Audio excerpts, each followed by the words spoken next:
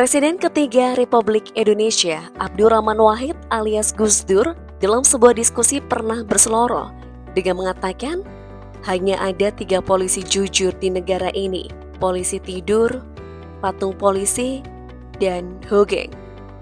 Melihat karut-marut institusi Polri saat ini, Gus Dur seolah ahli nujum yang bisa memprediksi dengan cukup gamblang ketika satu persatu borok sejumlah perwira tinggi Polri terendus, hingga timbulkan ketidakpercayaan publik pada institusi pimpinan Listio Sigit Prabowo tersebut.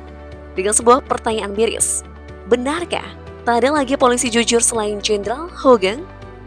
Lalu siapa sosok Hogeng yang disebut Gus Dur sebagai satu-satunya perwira polisi berintegritas yang pernah lahir di negeri ini?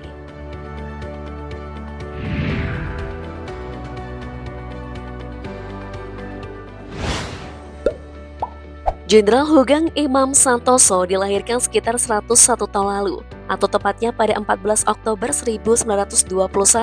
Ayahnya Sukaryo Hatmojo pernah menjadi kepala kejaksaan di Pekalongan. Nama asli Hogeng adalah Imam Santoso. Nama ini merupakan nama pemberian sang ayah. Adapun asal nama Hogeng bisa dibilang adalah evolusi dari panggilannya saat masih belia. Sewaktu kecil, Hogeng kerap dipanggil dengan nama Bugel karena ia bertubuh subur. Namun nama tersebut kemudian menjadi Bugeng hingga kemudian berubah menjadi Hogeng. Hogeng menempuh pendidikan di HIS dan Mulo Pekalongan, kemudian belajar di AMSA Yogyakarta. Selepas dari Yogyakarta, Hogeng melanjutkan pendidikan ke Red Hook School, Sekolah Tinggi Hukum, di Batavia, kemudian masuk Perguruan Tinggi Ilmu Kepolisian (PTIK). Setelah lulus dari PTIK pada 1952, Hogeng ditempatkan di Jawa Timur.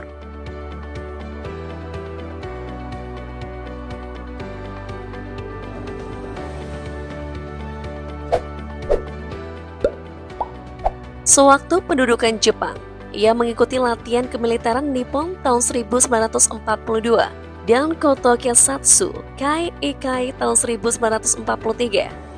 Setelah itu ia diangkat menjadi Wakil Kepala Polisi Seksi 2 Jomblang, Semarang di tahun 1944, Kepala Polisi Jomblang 1945, dan Komandan Polisi Tentara Laut Jawa Tengah 1945 hingga 1946. Kemudian mengikuti pendidikan polisi akademi dan bekerja di bagian Purel Jawatan Kepolisian Negara. Pada tahun 1950, Hogeng mengikuti kursus orientasi di Provost Marshal General School pada Military Police School Fort Gordon, Georgia, Amerika Serikat. Sepulang dari negeri Pamansam, dia menjabat Kepala DPKN Kantor Polisi Jawa Timur di Surabaya tahun 1952. Lalu menjadi Kepala Bagian Reserse Kriminal Kantor Polisi Sumatera Utara di tahun 1956 di Medan. Tahun 1959, ayah 3 anak itu mengikuti pendidikan Brimob dan menjadi seorang staf Direktorat 2 Mabes Kepolisian Negara di tahun 1960. Kepala Jawatan Imigrasi tahun 1960, Menteri Iuran Negara 1965, dan menjadi Menteri Sekretaris Kabinet Inti tahun 1966. Setelah itu Hogeng pindah ke Markas Kepolisian Negara, karirnya terus menanjak.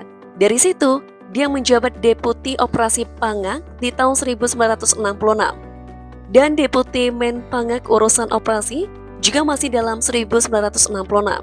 Terakhir pada 5 Mei 1968, Hogeng diangkat menjadi Kepala Kepolisian Negara yang pada tahun 1969 namanya kemudian berubah menjadi Kapolri. Hogeng mengakhiri masa jabatannya pada 2 Oktober 1971 dan digantikan oleh Dr. Andes Muhammad Hasan.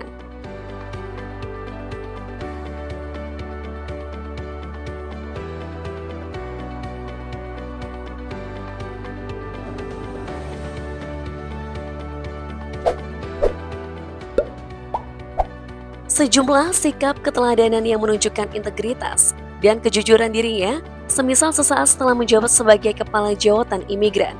Beliau meminta istrinya segera menutup toko bunga milik istrinya karena tak mau toko itu dijadikan kepentingan imigrasi dengan dirinya lewat modus membeli bunga.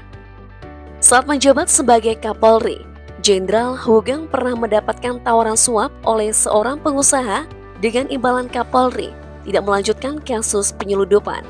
Pengusaha tersebut juga mengirim hadiah berupa barang-barang ke rumah Hugeng, tetapi beliau tegas menolak. Semua barang yang dikirimkan ke alamatnya, ia kembalikan lagi. Kapolri Jenderal Hugeng juga pernah dirayu seorang pengusaha cantik keturunan Makassar, Tionghoa yang terlibat kasus penyelundupan. Perempuan itu meminta Hugeng agar kasus yang dihadapinya tidak dilanjutkan ke pengadilan. Walaupun Hugeng menampik keras, pengusaha cantik itu tidak menyerah. Dia terus menghujani berbagai hadiah mewah yang dikirim ke alamat Hugeng, tapi Hugeng menolak mentah-mentah.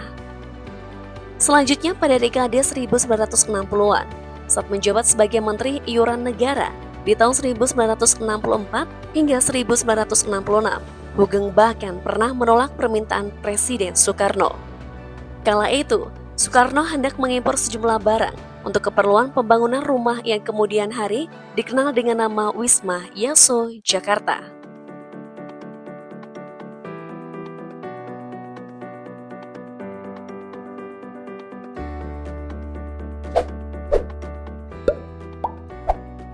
Jenderal Hugeng merupakan sosok yang langka, sebab ketika maraknya korupsi di masa Orde Baru berkuasa, Hugeng seperti antitesis dari kondisi tersebut. Dia dikenal sebagai Kapolri yang jujur, bahkan teramat jujur. Tak pelak, Hugeng disebut sebagai ikon polisi anti korupsi. Karena reputasinya itulah, konon Presiden Republik Indonesia kedua saat itu tidak menyukai gelagatnya. Sejak akan dilantik sebagai Kapolri, Hugeng bahkan sudah tak cocok dengan Soeharto. Saat Hugeng menghadapi Soeharto, ia diminta oleh Presiden agar polisi tak lagi bertugas di medan tempur. Dengan tegas, Hugeng balik meminta agar angkatan lain juga tidak mencampuri tugas angkatan kepolisian. Jawaban itu membuat Soeharto terdiam. Dalam praktiknya, sepak terjang Hugeng membuat kronik keluarga cendana tak tenang. Apalagi sejumlah kasus yang Hugeng bereskan diduga melibatkan orang-orang dekat Soeharto. Puncak perseteruan itu membuat Soeharto mencopot Hugeng sebagai Kapolri tanggal 2 Oktober 1971 yang baru 3 tahun dijabatnya. Seperti biasa, mereka yang kritis terhadap pemerintah dan diberhentikan akan didubeskan. Saat itu Presiden Soeharto dinilai ingin membuang Hugeng keluar Indonesia. Demikian juga dengan Hugeng yang ditawari Soeharto menjadi duta besar di Swedia atau Belgia. Namun Hugeng menolak dan memilih pensiun.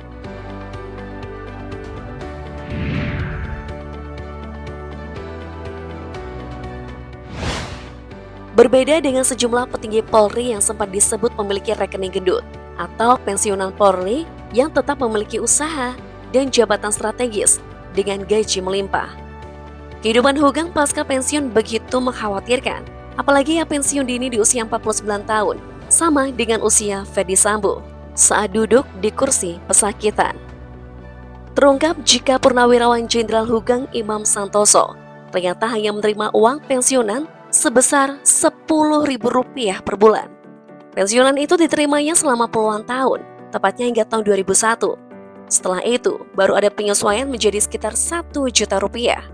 Karena anti suap, untuk menghidupi keluarganya, Hugeng menjual lukisannya dan bekerja sebagai pembawa acara musik Hawaii di TVRI. Sekaligus dia menjadi penyanyi di acara tersebut. Hugeng memang tak memiliki harta miliaran seperti Teddy Minahasa atau punya sejumlah rumah dan mobil mewah seperti Ferdy Sambo. Namun, Hugeng memiliki harta yang tak dimiliki oleh semua polisi, yaitu kejujuran. Hugeng tutup usia pada tahun 2004 karena menderita stroke.